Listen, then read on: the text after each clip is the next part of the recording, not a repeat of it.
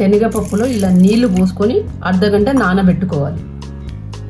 Half an hour తర్వాత నానబెట్టిన శనగపప్పు ఇలా ఉంటుంది. చింతపండులో ఇలా నీళ్లు పోసుకొని నానబెట్టుకోవాలి. హాఫ్ అన్ అవర్ నానబెట్టి ఉన్న తర్వాత చింతపండుని ఇలా గుజ్జులా చేసుకోవాలి.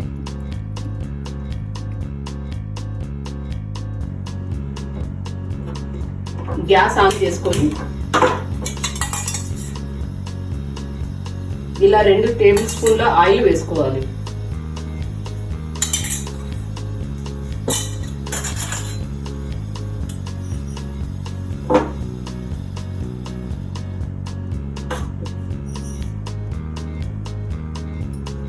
ఆయిల్ వేడెక్కిన తర్వాత జీలకర్ర ఆవాలు వేసుకోవాలి.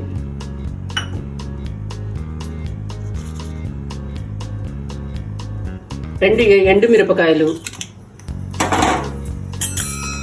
4 పచ్చిమిరపకాయలు,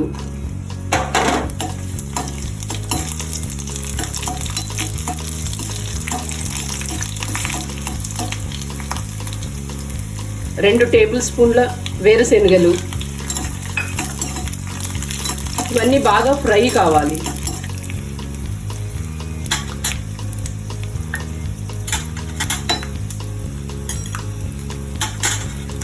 నానబెట్టిన శనగపప్పు వేసుకోవాలి.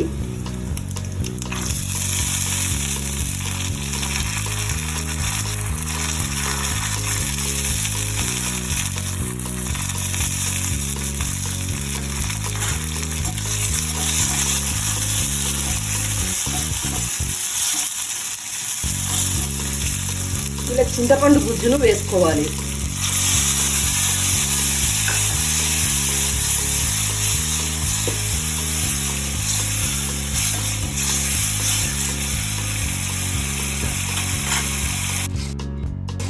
ఒక టేబుల్ స్పూన్ పసుపు,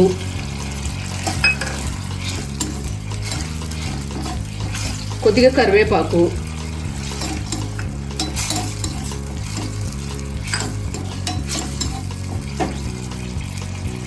ఉప్పు వేసుకోవాలి.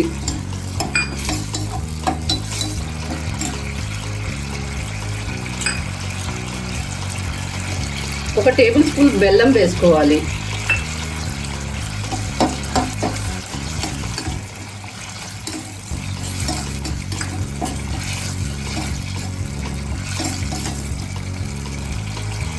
ఒక టేబుల్ స్పూన్ నువ్వుల పొడి వేసుకోవాలి.